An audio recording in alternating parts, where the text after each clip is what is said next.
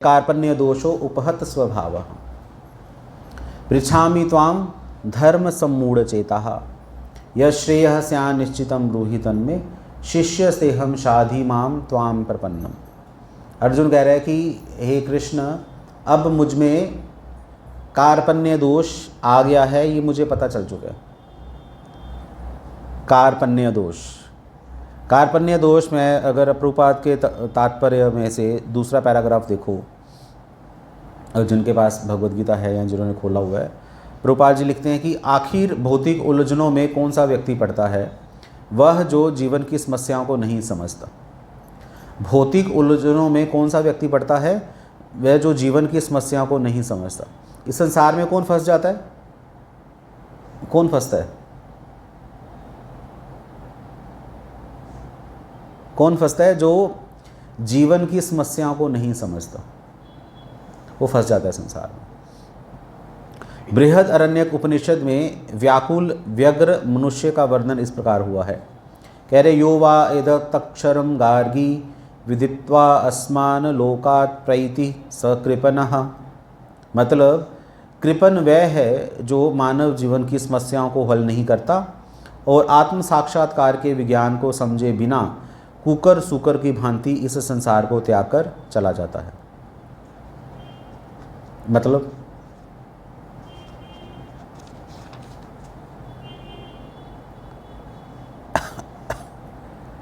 फिर उसके बाद एक दो लाइनें और छोड़कर लिख रहे हैं कि य एतदक्षरम गार्गी विदित्वा अस्मान लोकात् प्रैति स ब्राह्मणः। मतलब इसका अर्थ इससे पहले भी लाइन में लिखने हैं कि ब्राह्मण इसके विपरीत होता है, जो इस संसार का उपयोग जीवन की समस्त समस्याओं को हल करने में करता है। एक कृपण है, एक ब्राह्मण है। कृपण कौन है? जो जीवन की समस्याओं को समझता नहीं है। लिख रहे हैं कि मैं दोबारा पढ़ता हूँ, कृपण वह है जो मानव जीवन की समस्याओं को हल नहीं करता और आत्म साक्षात्कार के विज्ञान को समझे बिना कुकर सुकर की भांति इस संसार को त्याग कर चला जाता है। कौन से लोग हैं? आप लोगों ने देखा होगा कि उसने IIT क्लियर नहीं की, सुसाइड कर ली, वो कर्जे में डूब गया और सन्यासी बन गया, घर छोड़ के चला गया। देखें, मिले ऐसे व्यक्ति आपको। स्टेशनों पर बीड़ीबाज साधु मिल जाएंगे, स्टेशनों में पुलिस उनको डंडे मार रही होगी, या ऐसे ही मंदिरों में दे दे बाबा, दे दे दे दे दे दे, अल्लाह के नाम पे दे दे, भगवान के नाम पे दे दे, माता के नाम पे दे दो। दुकानदारों के पास आते रहते मांगने वाले, वो सरदार की दुकान पे जाएंगे तो बोलेंगे वाहिगुरु जी। अगर उन्हें दुकान पर राधा कृष्ण की फ़ोटो लगाई हुई है तो वो राधे राधे बोल देंगे। मुस्लिम बैठा हुआ तो अल्लाहू अकबर बोल देंगे। उनका कोई अपना धर्म नहीं होता, उनको पैसे चाहिए और उनको अगर पता चल जाए ये सरदार है तो सरदार बन जाएंगे, हिंदू है तो हिंदू बन जाएगा, माता वाले तो जय माता दी बोल देंगे। ऐसे साधु भी हैं, कपड़े उन्होंने साधु जैसे पहने हुए हैं। पर उनसे पूछो कि भाई आप लोग साधु क्यों बने, तो ज़्यादातर आंसर क्या आएगा? मैं अकेला था, मेरे भाइयों ने मुझे घर से बाहर निकाल दिया तो फिर मैंने भगवान की शरण ले ली, या मेरी पत्नी मर गई, मैं अकेला था तो मैं सोचा कि संसार में क्या करूँगा तो चलो साधु बन जाता हूँ। इनके साधु बनने का उद्देश्य क्या है? पत्नी मर गई तो साधु बन गए, गरीब थे तो साधु बन गए, संसार को छोड़ दिया है गरीबी की वजह से, या पढ़े लिखे हैं, आता जाता कुछ नहीं है, अनपढ़ हैं, स्कूल नहीं गए तो अब पैसे कहाँ से कमाएं? अब खाना तो खाना ही है तो फिर मांग के खा लेते हैं।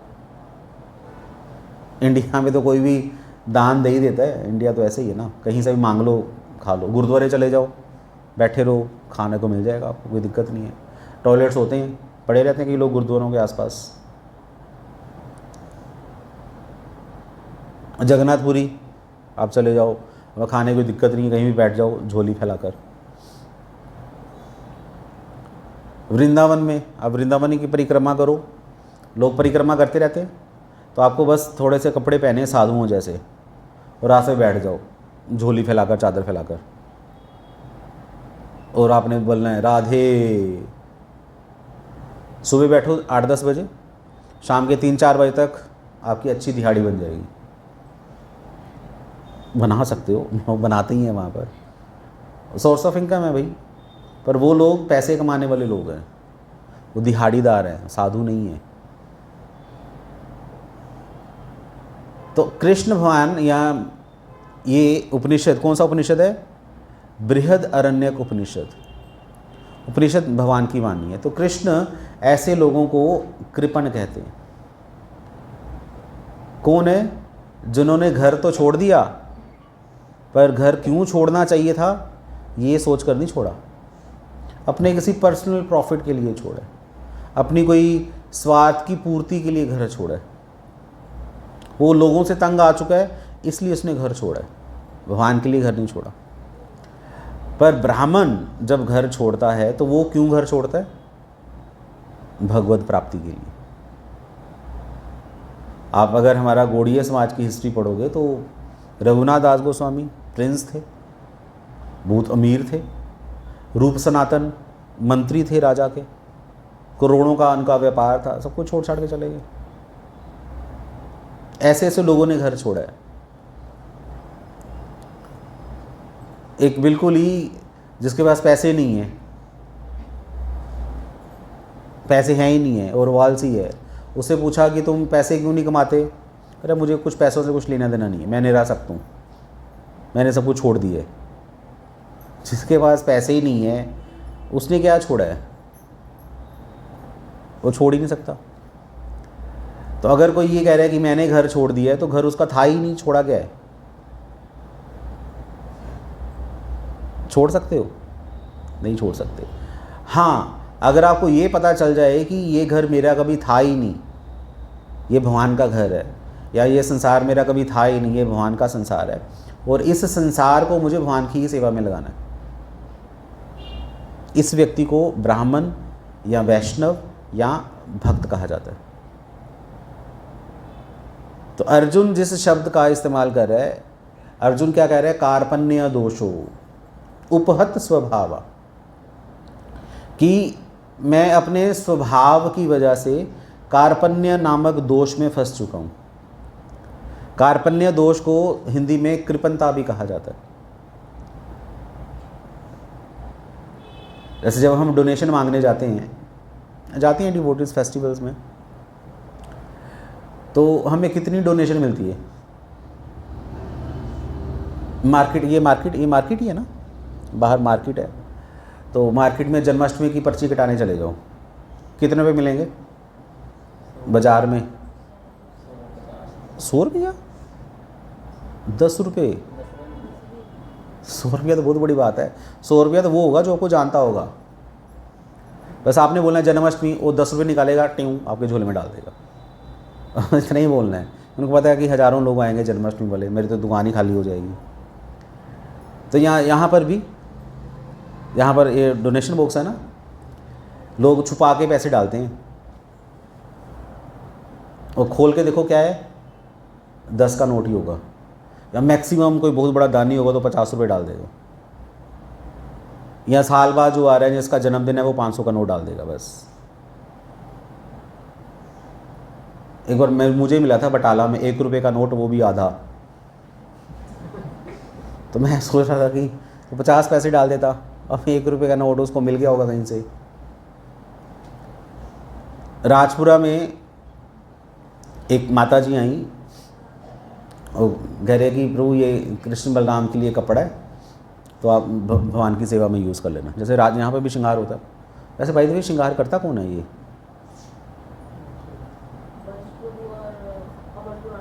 कौन है? अच्छा, और दूसरा कौन है आपके साथ? अमल पुराण प्रभु। तो कहाँ से सीखा इन लोगों ने? अच्छा, तो आपने कहाँ से सीखा है? ऐसे ही देख के? चलो श्रृंगार अच्छा है, एक मज़ा आता है देखकर। तो ठीक है, वो माता जी ने मुझे कपड़ा दिया कि या श्रृंगार में भगवान के वस्त्र, धोती, जो भी बनाना होगा आप यूज़ कर लेना। तो मैंने उनसे पूछा कि ये कपड़ा कहाँ से आया? तो माता जी कह रही कि मैंने सूट सिलवाया था, उसमें से कपड़ा बच गया है, तो ये आप भगवान की धोती बना लो कि बचा हुआ कपड़ा दिया, नया लेके नहीं दिया।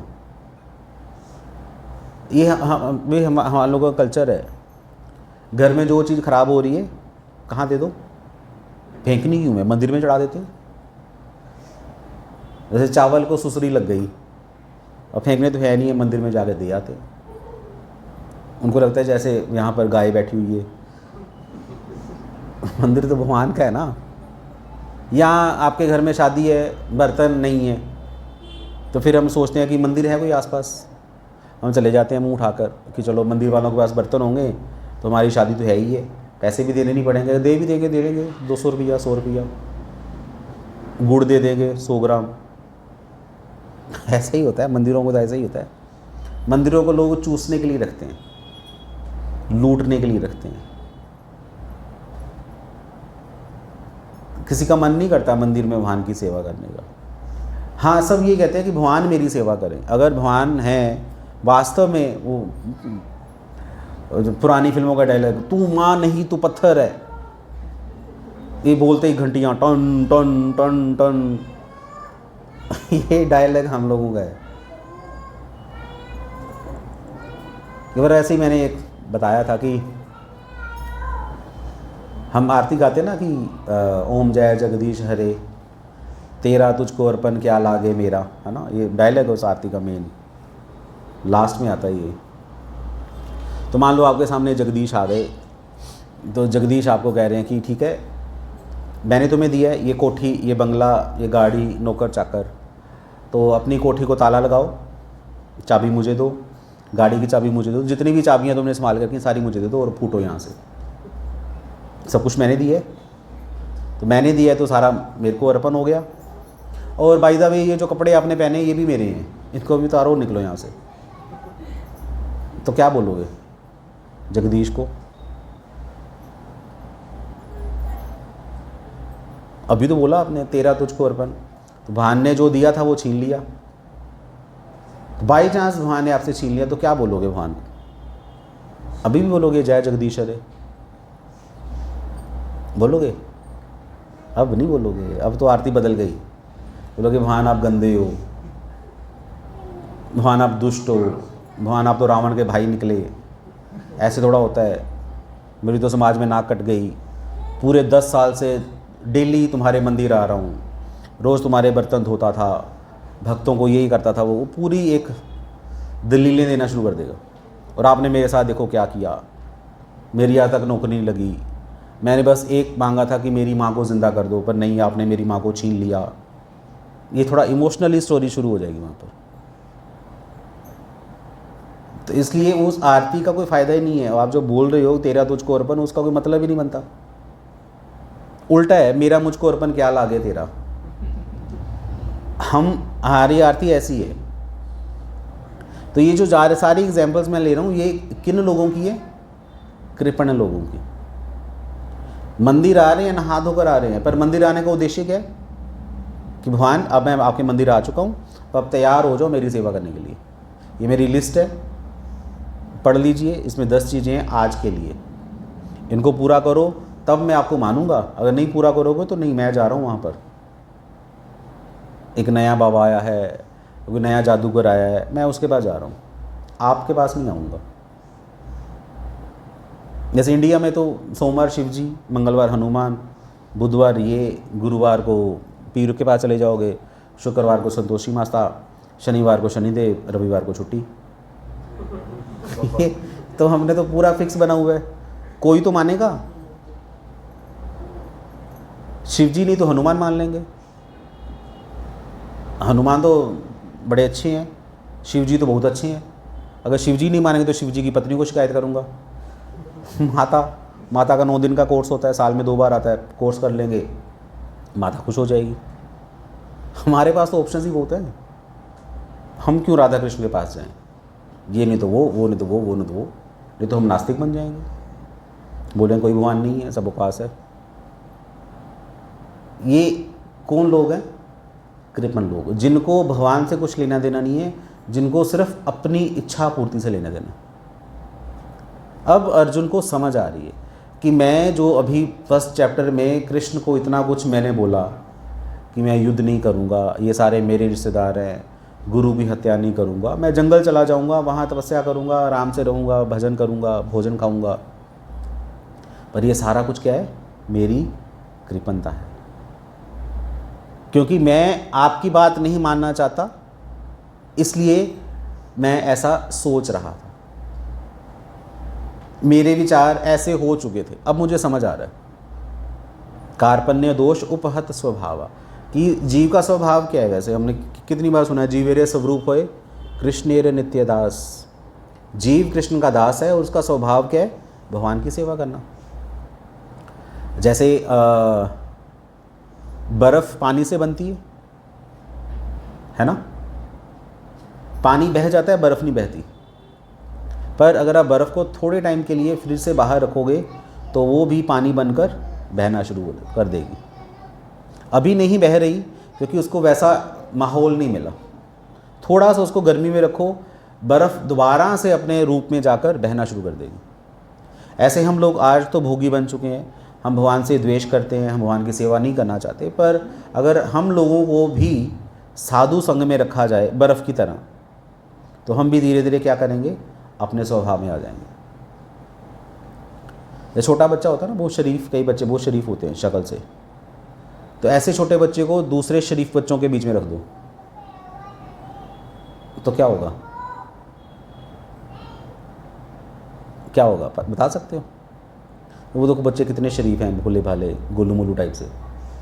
ऐसे 8-10 बच्चे बिठा दो यहाँ पर इसी टेम्पल हॉल में, तो क्या होगा? उन्हीं की तरह हो जाएंगे। हाँ, उन्हीं की तरह नहीं, ऐसे ही शरीफ बच्चे। वो भी शरारती हो जाएंगे ना, शरारती हो जाएंगे। शरारती है कौन? जो दूसरे बच्चे करते हैं। नहीं, सारे शरारती हैं। वो तो मम्मी ने उसको ऐसे करके बिठाया, वैसे है नहीं है। यहाँ उनको समझ नहीं आ रही क्या हो रहा है, मम्मी पता नहीं कहाँ आ गई। 1 घंटा ऐसे शरीफ बच्चों को यहाँ रखो, आपको ये वाला मैट यहाँ पर मिलेगा। उनके जो लेज़ के पैकेट हैं वो डोनेशन बॉक्स के अंदर मिलेंगे आपको। और हो सकता है प्रभुपाद का फूल माला वो फीती फीती कर दी हो, बुरी तरह से बुरा हाल हो जाएगा। बस आपने उन बच्चों को छोड़ना है अपने स्वभाव में, माहौल में उन ले आओगे ना, पता चल जाएगा कि वो क्या है। तो ऐसे आत्मा है, आत्मा अभी तो भोगी बनी हुई है, पर जब उनको वास्तव में साधुओं के बीच में ले आओगे तो फिर उनके अंदर जो सुप्त कृष्ण प्रेम है वो जागृत होना शुरू हो जाएगा। थोड़ा टाइम लगेगा, बट ऐसे ही है। तो अर्जुन क्योंकि भगवान का संग कर रहा है, तो अब अर्जुन को समझ आ रहा है कि मैं कर क्या रहा था। मैं तो भगवान को ही मैसेज दे रहा हूँ, भगवान को ज्ञान दे रहा हूँ, या भगवान की अवज्ञा कर रहा हूँ। अब कह रहे अर्जुन कह रहे पृच्छामि त्वाम धर्म सम्मूढ़ चेताः। पृच्छामि मतलब मैं पूछ रहा हूँ, त्वाम आपसे, धर्म सम्मूढ़ चेताः। चेताः का अर्थ है चित्त, माइंड या इंटेलिजेंस। तो मैं इसके प्रति क्या हो चुका हूँ? धर्म सम्मूढ़ चेता, मेरी चेतना धर्म के प्रति सम्मूढ़ हो चुकी है। सम्मूढ़ मतलब, मूढ़ का मतलब होता है मूर्खता। अब मुझे नहीं समझ आ रहा कि मेरा धर्म है क्या, मैं मूर्खों की तरह बातें कर रहा हूँ। अर्जुन ऐसा कह रहा है। जैसे कैसी एग्जाम्पल दूँ? कुछ ऐसी गलती जो आपको बचपन में आपने कुछ ऐसी गलती की है तो बाद में आपको याद आए कि मैं कितना बेवकूफ़ था तब। जैसे एग्जाम्पल ले सकता हूँ, गलियों में बच्चे खेलते हैं, है ना? तो मान लो क्रिकेट खेल रहे हैं बच्चे, तो उनकी बॉल कहाँ जाती है? नाली में। नाली में बॉल चली गई, अब वो नाली में से बॉल उठाएंगे या नहीं खरीदेंगे? मतलब ही नहीं बनता, नहीं तो मम्मी मारेगी, पिटाई करेगी। उसी नाली में से बॉल उठाएगा और क्या करेगा उस बॉल का? है धोएगा उसको, नहाएगा नहीं। हाँ, यही मैं कहना चाहता हूँ, मैं यही कहना चाहता हूँ। कपड़े से पोंछ लेगा या ज़मीन पे 2-3 बार मारेगा, उसका जो पानी निकल गया मार दो। और बाई चांस जिस बैट से आप बॉल को मारोगे, गीली बॉल का सारा पानी उसके मुंह पे आएगा, वो ऐसे कर लेगा बस। नाली का पानी है, उसको नाली के पानी से कुछ लेना देना नहीं है। अब आपको क्रिकेट खेलना पड़े उसी मोहल्ले में, आप और आपके वो 8-10 मुस्टंडे दोस्त खेल रहे हो, बॉल चली गई नाली में, उठाओगे? अब उठाओगे या नहीं उठाओगे? उठा लो, पोंछ लो पैंट से। अब वो काम कर पाओगे जो बचपन में करते थे? अब नहीं करेंगे। अब क्या सोचोगे, यार पागल है हम लोग, नाली में से बॉल उठाएंगे, नाली में और भी सामान पड़ा हुआ है, वो कहीं हाथ में आ गया तो हालत ख़राब हो जाएगी, तो हम नहीं ले आते हैं।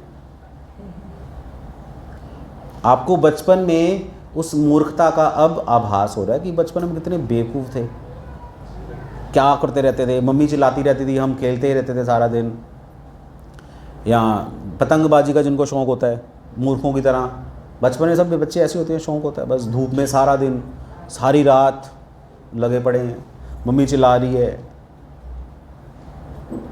तो हमें लगे कि बचपन हमारा कितना मूर्खों वाला बचपन था, जो भी मन में आए करते रहना, बस ये सब। अब तो बड़े हो गए, अब खेलोगे कंचे गली के मोड़ पे, कलीजा जोटा? कोई भी नहीं खेलेगा। या लड़कियां स्टापू खेलेंगी? अब नहीं। चलो ये तो गेम्स ही उड़ गई, अगर गेम्स अभी भी हैं तो आप नहीं खेलोगे, बचपन की बातें। अब हंसी आएगी आपको अपनी मूर्खता पर अगर कंपैरिजन करोगे तो। यही अर्जुन कह रहा है कि भगवान मैं तो क्या बच्चों जैसी बातें कर रहा था। तभी भगवान ने वो श्लोक बोला है, अशोचयान अवशोचस्तम प्रज्ञावादांश भाषसे गतासून गतासून नानुशोचन्ति पंडिता, कि अर्जुन तो पंडितों जैसी बातें कर रहे हो, बातें बड़ी बड़ी कर रहे हो, क्योंकि अर्जुन को रियलाइज़ हो चुका है। ये एक ट्रिक है, ये तरीका है, जब तक किसी को उसकी गलती का एहसास नहीं है, आप उसको समझाओगे उसको समझ नहीं आएगी। तभी जब उसको कटघरे में खड़ा किया जाता है चोर को, पहले वो उसको कन्विंस किया जाता है कि बताओ तूने चोरी की है या नहीं। अगर वो मान रहा है कि मैंने चोरी की है, तब उसको सज़ा सुनाई जाती है, तब फिर उसको समझ भी आता है। बच्चों को भी समझाने का यही तरीका है, बच्चों को पहले पूछा जाता है कि तूने गलती की है।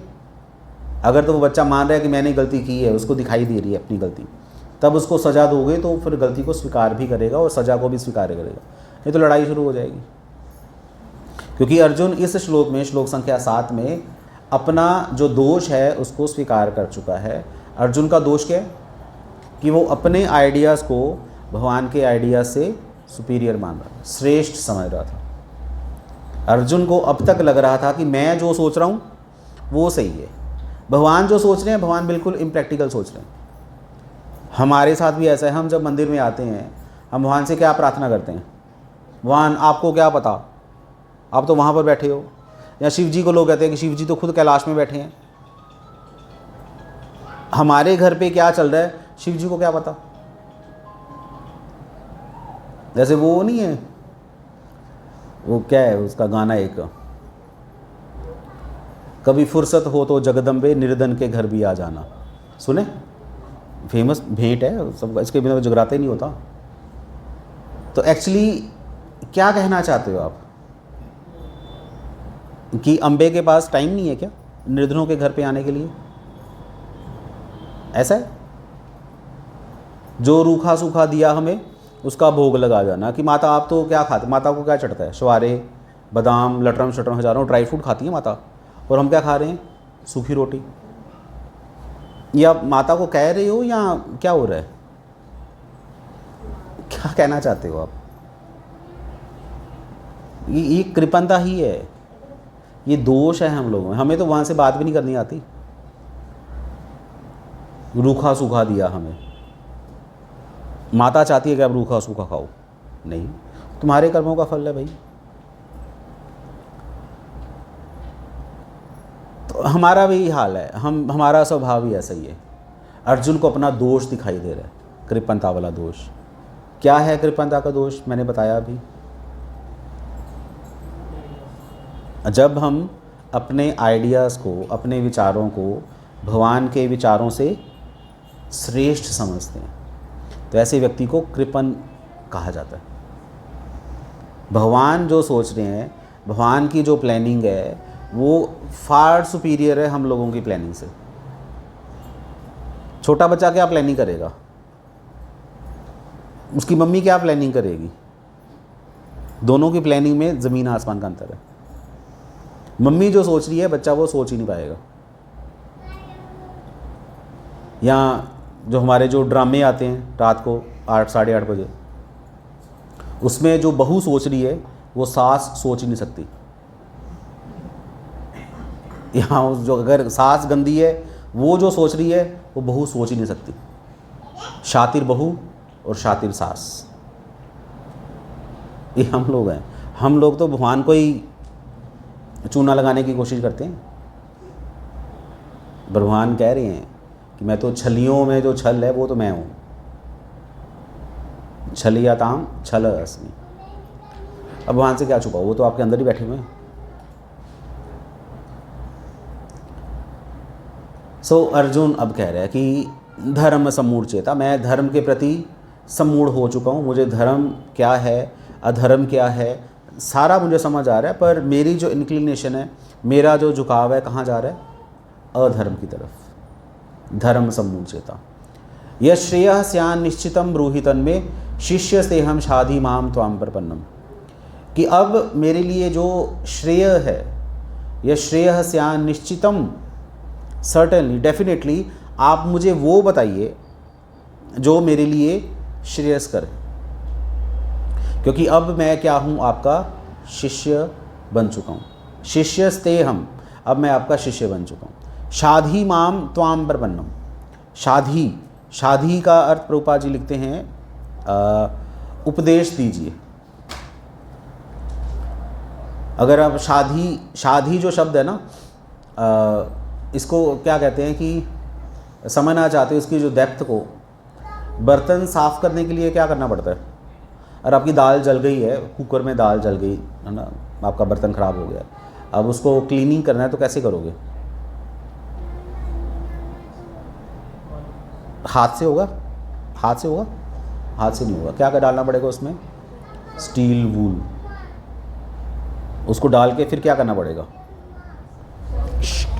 रगड़ना पड़ेगा, आवाज़ आएगी ज़बरदस्त, तब जाकर कुकर चमकेगा आपका। इसको बोले शाधी, इसको मार्जनम भी कहा जाता है।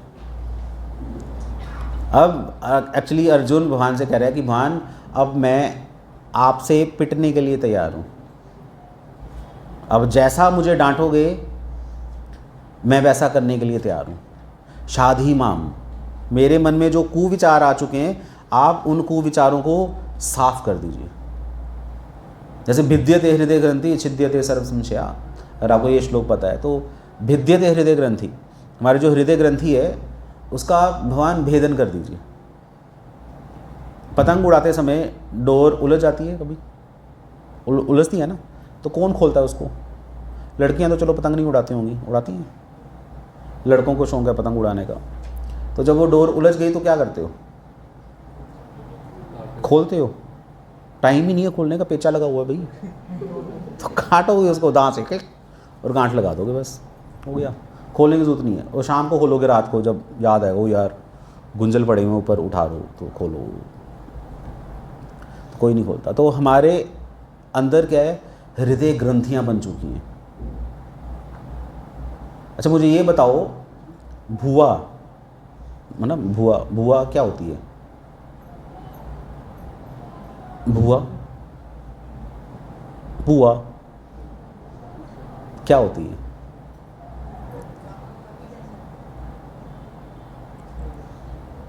बच्चों को ऐसे समझाओगे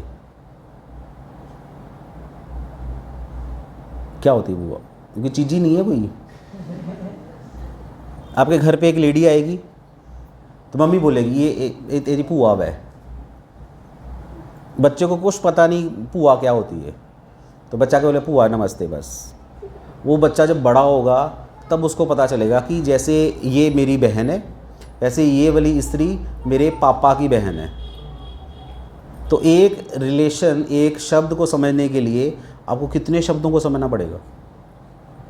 मम्मी पापा क्या होता है, पापा की बहन को बुआ बोलते हैं, मम्मी की बहन को मासी बोलते हैं। अगर आपने बुआ को मासी बोल दिया तो लड़ाई पड़ जाएगी। नहीं नहीं, मासी नहीं बुआ है, रिलेशन यहाँ से नहीं है, यहाँ से है।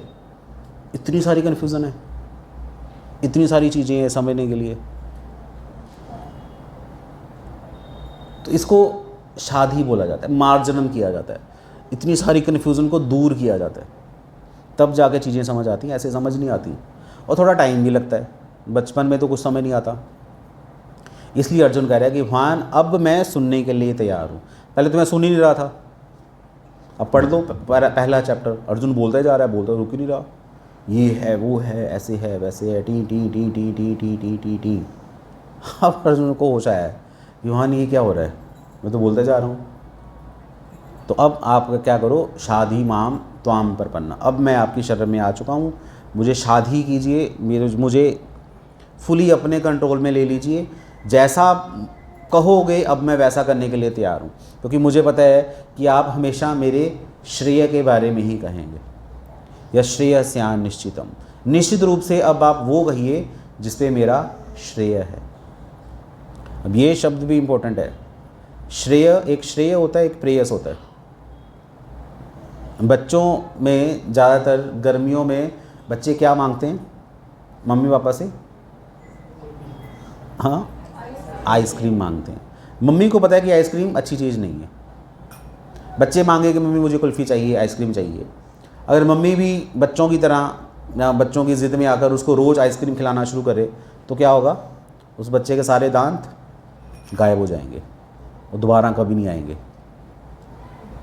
तो मम्मी डांटेगी, नहीं आइसक्रीम नहीं खानी।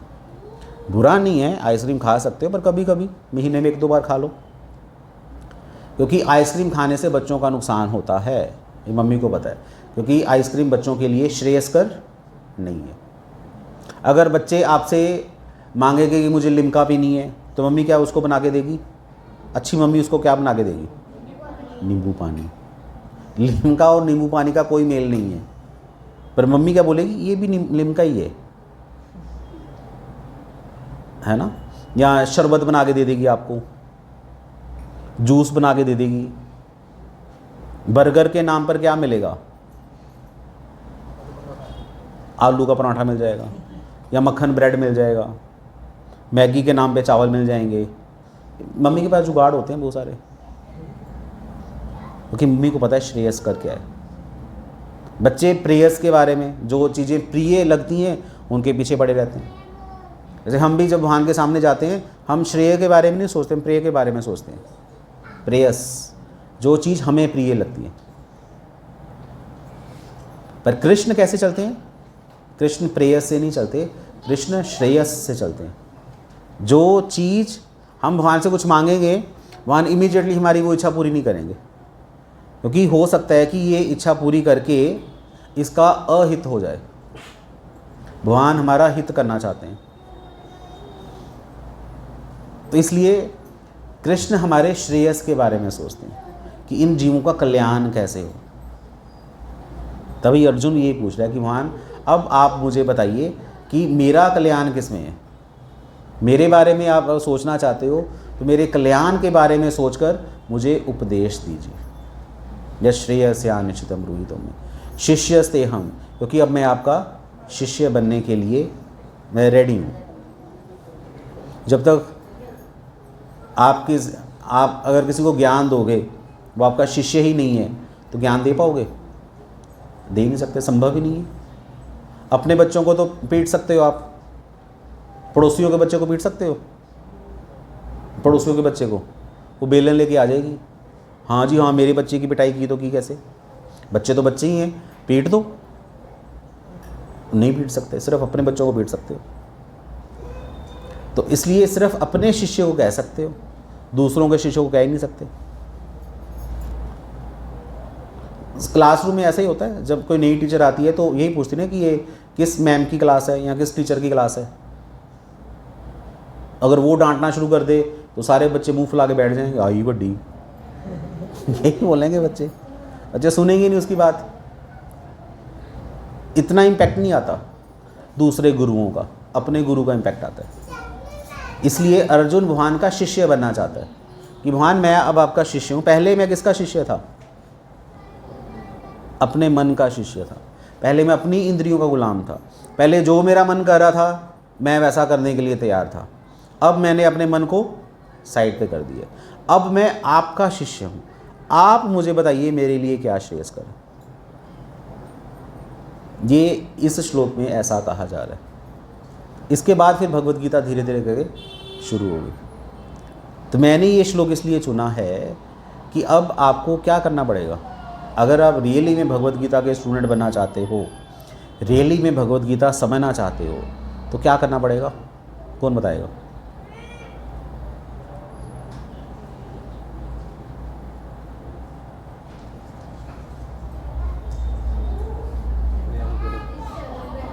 हाँ, इंस्ट्रक्शंस फॉलो करनी पड़ेंगी, शरण ग्रहण करनी पड़ेगी। नहीं वो तो है, इसका मतलब क्या है? शिष्य शरण, इसका मतलब हाँ यस, अपने आइडियाज़ को छोड़ना पड़ेगा, कृपणता के दोष को समझना पड़ेगा। मेरे आइडियाज़ भगवान के आइडियाज़ से सुपीरियर नहीं है, इसको समझना पड़ेगा। भक्तो असी में सखा चेती, भगवान यही कह रहे हैं क्योंकि अर्जुन तो मेरे भक्त हो, मेरे फ्रेंड भी हो, इसलिए मैं तुम्हें ज्ञान दे रहा हूँ। प्रभुपाद जी भी लिख रहे हैं अगर आपको भगवत गीता समझनी है तो अर्जुन की तरह समझ सकते हो, जैसे अर्जुन ने सीखा है। तो अर्जुन में क्या क्वालिटी है? अर्जुन सबसे पहले गीता समझने पहले अर्जुन एक्सेप्ट कर रहा है कि मैं एक गंदा व्यक्ति हूँ। ये फर्स्ट एक्सेप्टेंस है। कैसा गंदा व्यक्ति हूँ? मैं हमेशा अपने बारे में बोलता रहता हूँ या अपने विचारों को आगे रखना चाहता हूँ, पर कृष्ण आप मेरे विचारों को साइड पे करके मुझे शाधी कीजिए, मेरा मार्जन कीजिए और अपना शिष्य स्वीकार कर लीजिए। अब आज के बाद मैं अपना कोई भी आइडिया आपके सामने नहीं रखूँगा। आप जैसा कहोगे, आप जैसा उपदेश दोगे, मैं वैसा करने के लिए तैयार हूँ। तब इस ऐसा कहने के बाद आपको धीरे धीरे करके भगवत गीता समझ आएगी। ठीक है। हरे कृष्णा। श्रील प्रभुपाद की जय।